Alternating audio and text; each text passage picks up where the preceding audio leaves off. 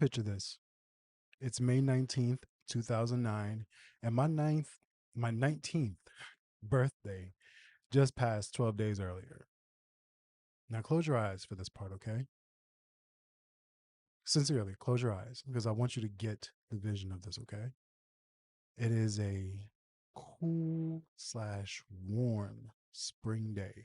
You know the kind of day I'm talking about, the kind of day that isn't exactly too hot, but isn't exactly too cold. So during the day, nice pair of sweats and a t-shirt or shorts and a t-shirt will do the trick. And at nighttime, you might have to carry yourself a jacket. It's about 6 a.m. Sun just came up. You're laying down in a peaceful sleep. And then all of a sudden you hear FBI, open up!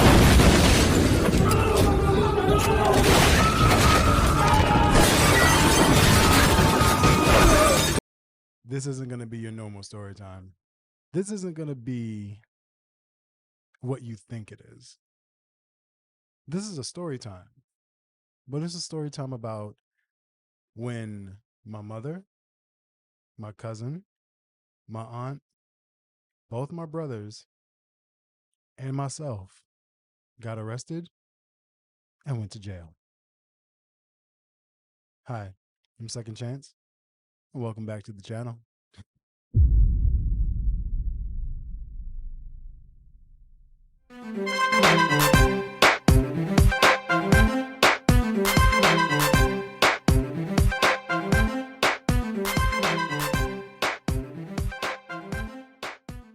May 19th, 2009. What a year. Honestly, May 19th has been a weird day for me since Kane's movie See No Evil came out. When that dropped May 19th, I believe it was 2007. Every year around May 19th, something crazy goes haywire in my family. May 19th, 2009, we were arrested. May 19th, 2010, we were evicted. May 19th, 2011, moved to Georgia. May 19th, 2022, our lights were turned off and they would be off for a full year. May 19th, 2023, my 7-year relationship ends. Granted, I ended it, but still, the date is just wild. So let me take you back to that day and the subsequent 2 days that would follow, and then the 2 years that would follow that. Picture it, Sicily, 19. No. So my 19th birthday had just passed and I needed to go get my state ID renewed. So my brother was going to take me that day. I had $20 in my pocket because back then to get your ID renewed or to get a permit or whatever, I was supposed to go get my permit. Back then, in order to do it, it was like $8, $10. It wasn't even crazy expensive. I just recently had to renew my stuff, and it was, how much did I spend? Like over $100? Inflation. Thanks, Obama. So I wake up. Well, actually, no, I'm sleeping, and I'm a very light sleeper. I was already a light sleeper before this, but now it's a million times worse. Um, I I'm sleeping. I hear my brother get up because we're gonna try to be at the DMV early. So he's up. He's about to go. I think he's either about to go use the restroom or he just came out of the restroom. I forget which one. And I hear a loud boom. And now at this time we were living in a basement apartment. So I thought, because you're sleeping, the initial start of it wakes me up and I think that a car has driven through the front of our window. And I wake up and I'm scared, I'm disoriented. I don't know what's going on. And then all of a sudden I hear, get down on the ground, don't move, we'll shoot, sit still, blah, blah, blah, blah, blah, blah, blah.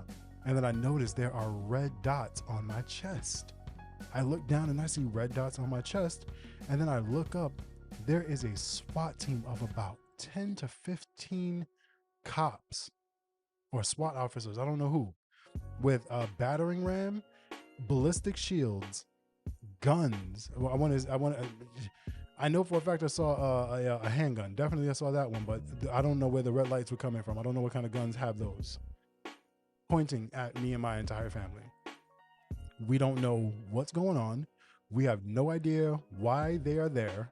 And before I know it, they turn me up against the wall and they slap handcuffs on me, both my brothers, my mother, my aunt, and my cousin. Now, my sister was also there, but my sister has cerebral palsy, so her body doesn't move that way. And so they didn't put handcuffs on her. And they didn't even take her, to be perfectly honest with you.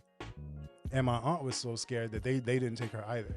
And now that I think back about that, if we were guilty, why on earth are you letting guilty people remain where they are? That doesn't make sense. That doesn't make any sense, but I digress. My sister's crying and I'm trying to calm her down. My mother is angry. She's not even crying. She's just pissed off. I'm trying to calm my sister down, just tell her relax, like, don't worry, we're going to be fine, because we know for a fact we didn't do anything. So we're like, yo, we're going to be cool. We'll be fine. And they take my brother out first, put him in a paddy wagon, and then he's there for about 10 minutes before they bring the rest of us out. We all get in. They eventually put all of us in the paddy wagon. Now keep in mind, I'm really, really tall.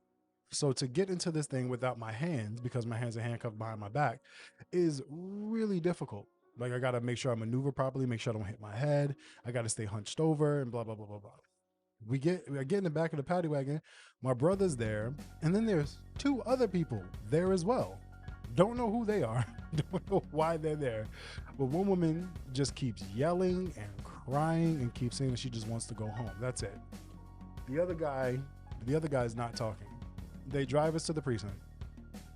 Now, to give you an idea of how Staten Island is very much like a lot of southern states. And if you've been to like Georgia or the Carolinas or even Florida, you know what I'm talking about. It's one of those places where by walking or by public transportation, everything is forever far. But if you get in a car, a 30 to 45 to an hour drive becomes 10 to 15 minutes at the most, depending on traffic. So we're in the back of the paddy wagon. They close it. They drive us off. We arrive at the police station about maybe 10 minutes later, because it's really, really early. Like, we're talking about the crack of dawn, fam. So we get to the precinct, and the cops get out the car, and we hear them out front talking and laughing. And I would speak to my brother about this later. And we're sitting back there, and I'm noticing that time is passing. Like, we got here in about 10 minutes. So we've been back there now for about 10 minutes. And I'm noticing it's getting harder to breathe. Like, you ever get sleep paralysis and you wake up, but your head is under the blanket and you're just like inhaling really, really hard, just trying to catch your breath. Like, I'm fidgeting right now because I'm remembering how uncomfortable it was. It's actually like I feel nauseous thinking about it. And we had to be in the back of that paddy wagon for about, on top of the 10-minute drive, about an extra 15 minutes. So they finally open the doors and they're laughing and joking, like, all right, come on, let's get you in there. They take us into these holding cells. I bang my head on the roof of the van because I'm tall. And they're like, oh, you're really, really tall. You got to watch your head and all of that. Just think about this is making me mad. Man, I didn't think I'd get mad about this anymore, because like, me and my family have a tendency to laugh about things that happened to us in our past. But I'm realizing right now that that's a trauma response, because it's better than saying how you really feel. Anyway, we go in. They put my mother in a holding cell across from us. My mother and my cousin are in the holding cell across from us. Me and my brothers are in a different holding cell with a bunch of dudes. And when I tell you the things that I saw in this place is something that you do not forget. They pull me out. They're like, yo, we're gonna do your mugshot now. And before you guys go into, oh, let's see if we can pull up his mugshot online, you're not gonna be able to. My record was expunged. I was innocent and still am to this day. Case was thrown out. So you'll never find the mugshot because it does not exist. But they were looking at me and they was like, hey man, you need to smile. You need to smile more, man. You want your picture to look good, don't you? I'm like, nigga, what? I want my picture to look good. I'm 19 years old. What you mean I want my picture to look good? This is a place I never thought I'd end up. Especially not even knowing why I'm here. Oh, by this time, we still don't know why we're being held. And we've asked multiple times, and we're not told anything. So then they take my mother and cousin downstairs and they leave us upstairs. Now we're in the men's section, my mother and my cousin are in the female section. And they separate us. I have my brothers are put together in one cell, and I'm put in a separate cell, a completely different cell, with some guy who just keeps muttering over and over that I'm innocent, man. I'm innocent. I'm innocent. I ain't even do anything, man. Please let me out of here. I'm innocent. That's all he kept saying over and over and over again. And now I'm in the cell with this dude, and the only thing I'm thinking to myself is, if this fool is crazy, and at some point in the night decides to go from I'm innocent to I'm hearing voices telling me to kill this young man, what the hell am I supposed to do? I'm 19 years old. This is a full grown man. What on earth am I supposed to do at that point? Like, I'm at the mercy of whatever happens here. Fast forward, it is now about 12 a.m. Now keep in mind, we got arrested at about 6:30 in the morning. We were at Central Bookings by 8. We were in our holding cells by 10. And that is where we would stay. It is now about 12 in the morning, and a whole new slew of people come in. There's a young man being brought in who looks to be about my age, maybe a little bit older. This is something I'm about to say in this video, something that I did not say, that I never even told my family happened. This young man, I have no idea how old he is. In the cell, obviously, there's a public toilet. You got to use the bathroom. You're using the bathroom in front of whoever is there.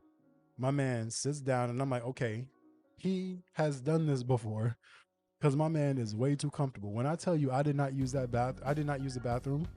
I for what, almost a day and a half, almost about over 24 hours, I went without using the bathroom.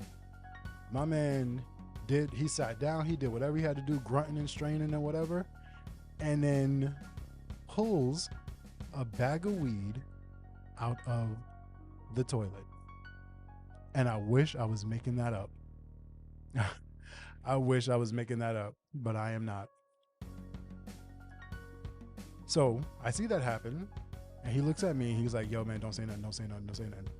Who the hell am I gonna tell? My brothers are 2 cells down from me, and I guess no. So at this time, my brothers, they were really big into Yu-Gi-Oh, and they still are. They remembered cards from their decks. They remembered the rules of the game and how the cards worked, because each card has a rule on it. They remembered the rules of the cards, and they played Yu-Gi-Oh matches against each other with no cards, just straight from memory. That's legit. That is 100% real. They really did that. I'm in a jail cell with a man who just pushed weed out of his ass, and another man that keeps talking about he's innocent. My man said it so much that I began to believe him. I'm like, yo, somebody just let this dude out. Let him out, please. Send him home. Something. Get him away from me. So it's now about 2 in the morning. And one of the corrections officers walked by. I'm like, yo, my man. I'm like, he looks at me. He goes, yo, like, how old are you? I'm like, I just turned 19 a few days ago. And I'm like, he's like, why are you in? I said, I don't know. He's like, what do you mean? I was like the cops came and they took me and my family, but none of us know why we're here. So he's like, hold on, let me go find out.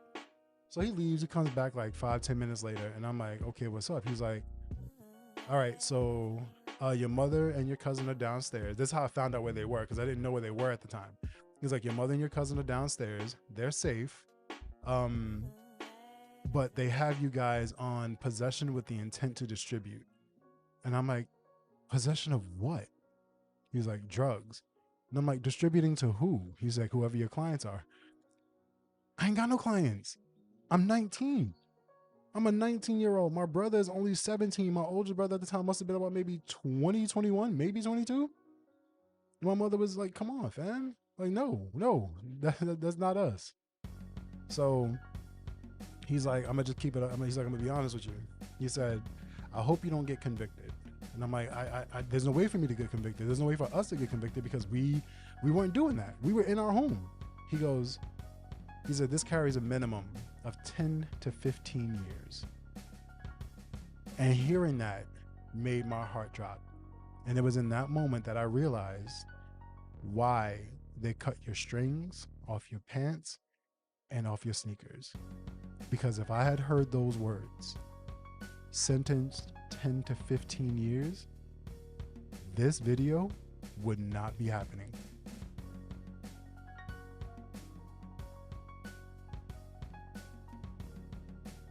So it is now 2:45 in the morning. The guy, whose name is Craig, by the way, I learned his name. His name is Craig, who kept saying he was innocent, is finally asleep. But my man is asleep on the only like bed thing that we have. And that bed is like a slab. It's a slab of metal with a thin, I guess, a mattress, they would call it, in between it. And I'm noticing that I'm beginning to smell something in the precinct. And I'm like, am I tripping or am I smelling weed? 100% I'm smelling weed. It would then be brought to my attention that next day that it was about, I finally fell asleep at about 3 a.m, woke up at about maybe 7 to 8. At this point, it had been about 24 hours since all this stuff had happened. And we were told that my brother's father actually showed up after he found out what happened, and he brought food for my entire family. My mother and my cousin both got their food. Both of my brothers got their food, but they didn't deliver mine. And the reason why is because it's only 4 items to a person. So while my family had Heroes and Chinese food, I had bologna bread in a water. That's what I had. So it's about 10 in the morning, and they're like, okay, you guys should be going to the courthouse today. Now, we got arrested on Thursday. It is now Friday. They said, if you're not out of here by 5 p.m., you're going to be here over the weekend because courts are not open on the weekend. And I'm like, oh boy. So every time we heard the chains rattling, and I can't believe this, man. Every time we heard the chains rattle, we get excited because that means, oh man, we're probably getting out of here now. Nope. 10 o'clock. Nope. 12 o'clock. Nope. 1 o'clock. Nope. 2 o'clock. Nope. 3 o'clock. Nope. 4 o'clock. They called us. 4 o'clock. They finally called us. So now I'm with my brothers. I don't see my mom and I don't see my cousin, but me, Darren, and Jadron are out. And this is a little funny, like a little thing that happened. This guy is on the line with us. He's like, hey man, don't I know you? He's looking at me. I'm like, what? He's like, yeah, I know you, man. I know your uncle. I was like, oh, my Uncle Scooter? He goes, yeah, he had a scooter.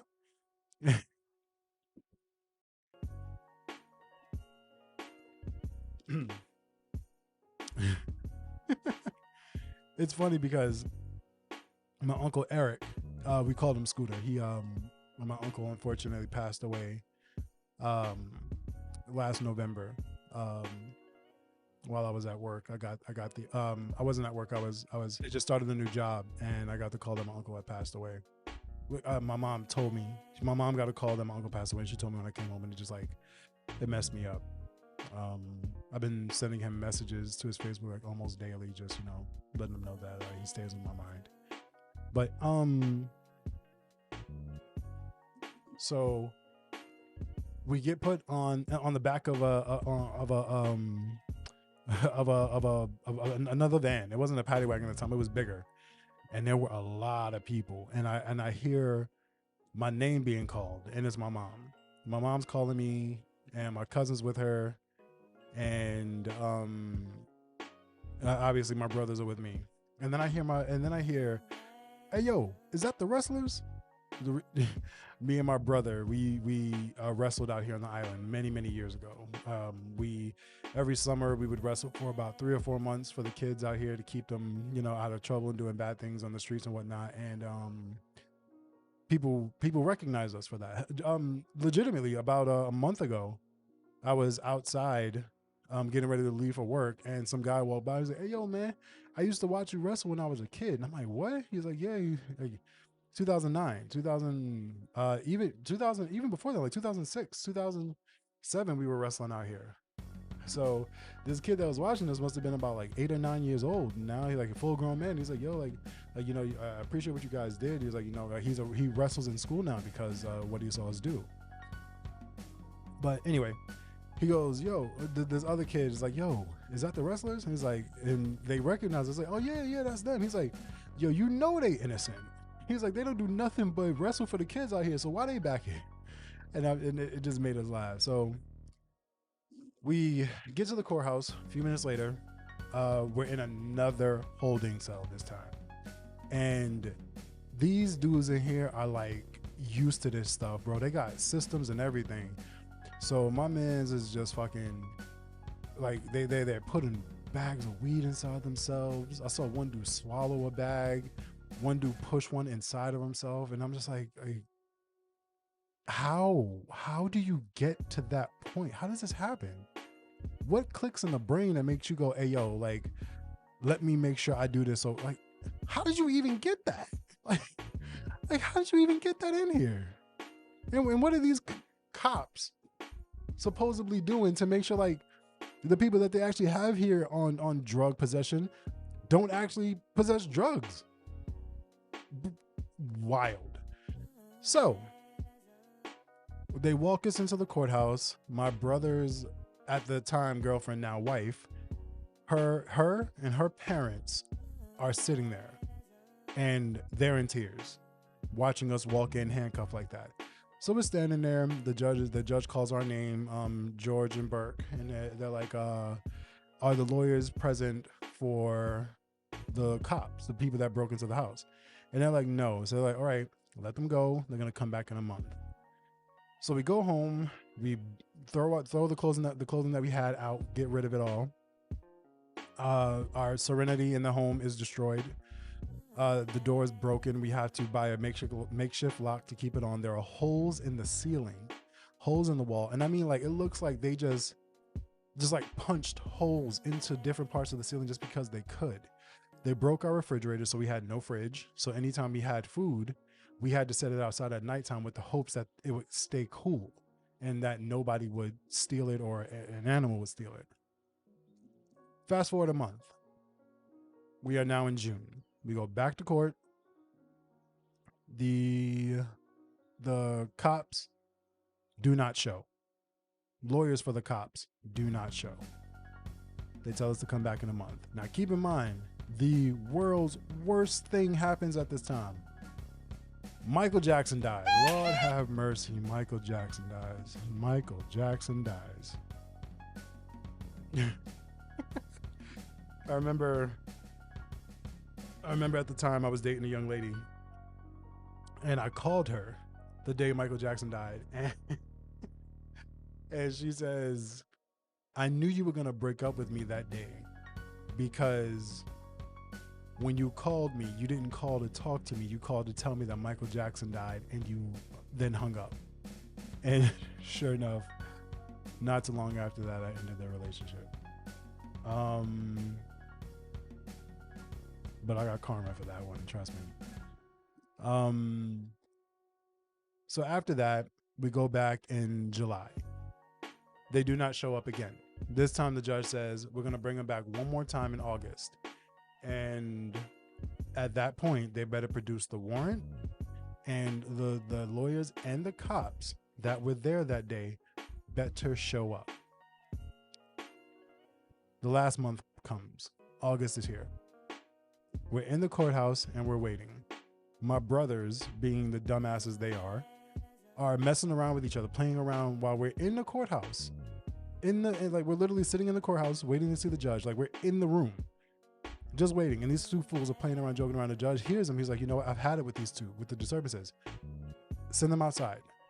So now we got there at like 10 in the morning. We thought we'd be seen by 12. Because of these fools, we were the last ones to be seen. And we're there to like 4 in the afternoon. And I'm like, I'm pissed off now because I'm tired of doing this. And these fools think everything is a joke. And they still do. They are still like that.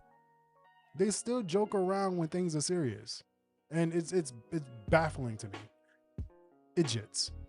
But, and they're probably going to see this. And yes, I said it. Idiots. So finally we go in, we're sitting down, they call us up, they tell us to put our hands behind our back. We do, because for some reason you're not supposed to have your hands at your side. I don't know. And they're like, are the defendants, are the lawyers for the cops here? No.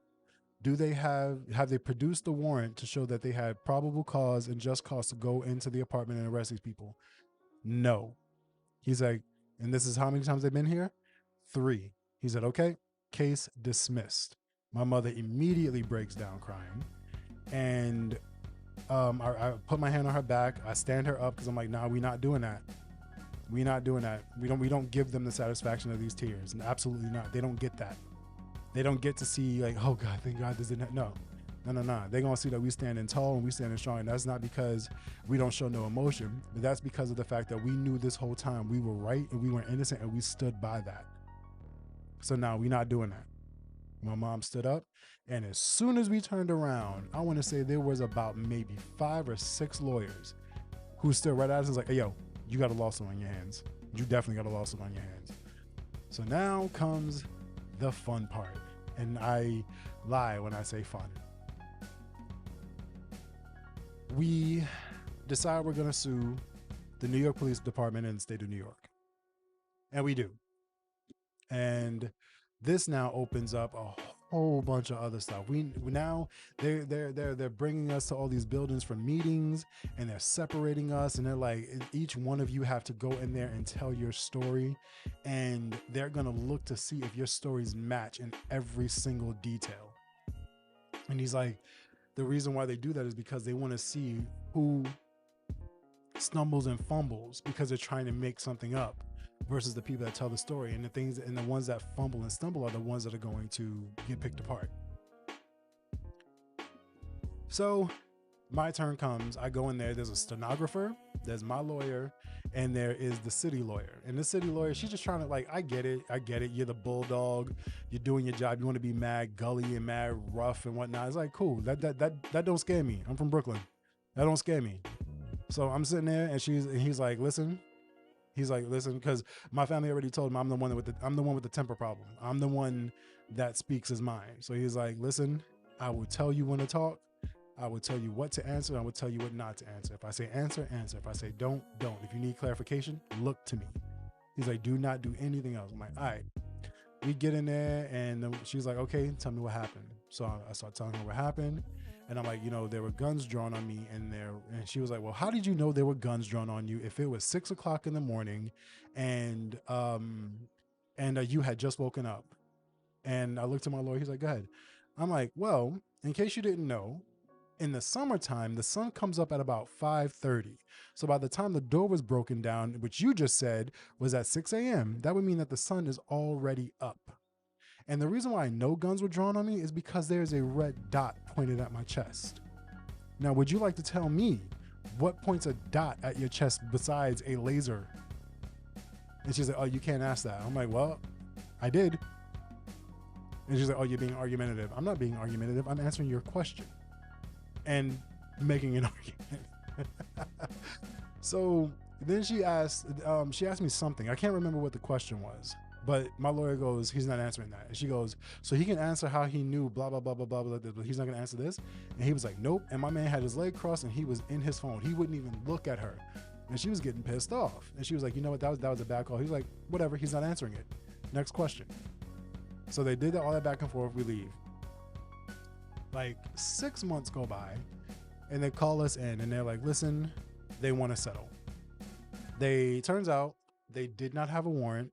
Or if they did have a warrant, their warrant was, hold on, let me get my facts straight.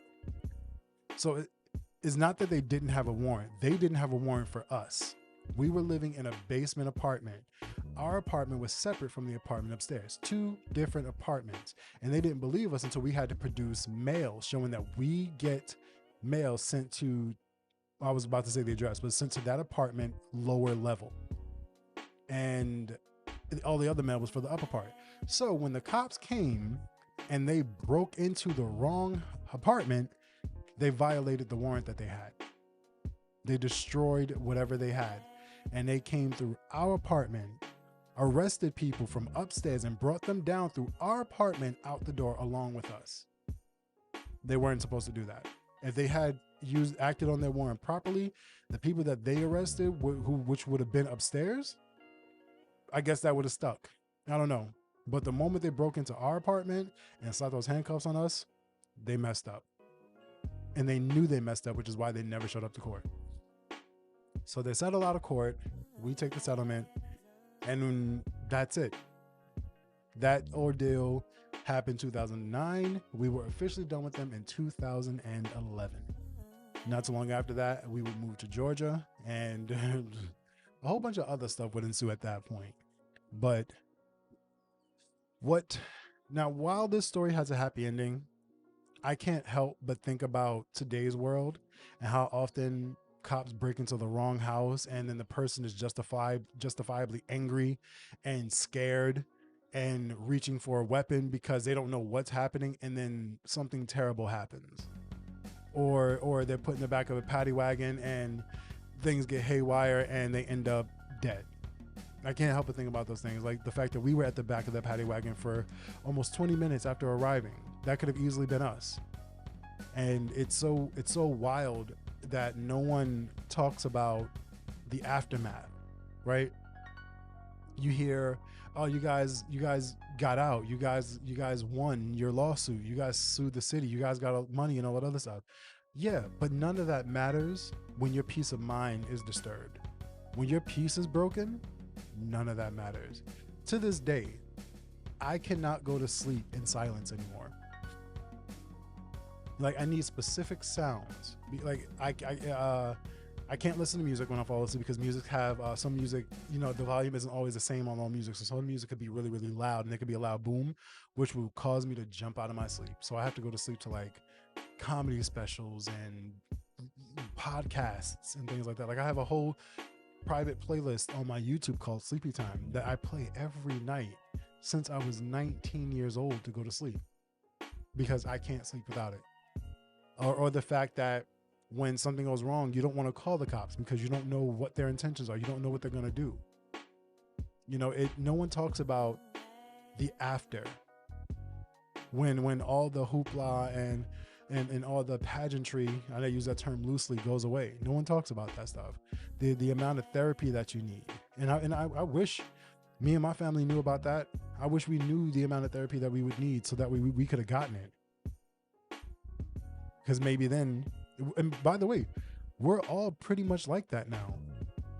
We all sleep with stuff on, either a TV, a video game, something like that. That's how it is for us now. That's our reality because of this situation. And I've seen each one of the cops that arrested us that day, and I think somewhere in their brain they remember me. Because I stare them down. I look them dead in their face, and they look me in mine. And I look at them. I look at them as they drive by. I'm not one of those people that like ducks and hides away. Cop get on the bus, I'm looking right at him. Cop drives right by me, I'm looking right at him. What are you gonna do? Stop? Who are you looking at like that? I'm looking at you, and I have every right to do that. So, sorry, this isn't like my usual content of trying not to laugh and a little other stuff. We'll get back to that stuff soon, I promise. But I wanted to take a little break from the norm and give you guys some different stuff, some commentary. I want to say thank you guys for watching. I appreciate you being here. I appreciate you listening. If you guys have any similar stories, please share them in the comments below. I'd love to read them, and let me know if you do have a similar story, how you came through it. What was your mechanisms for getting better in these situations? I'd love to know that 100%. And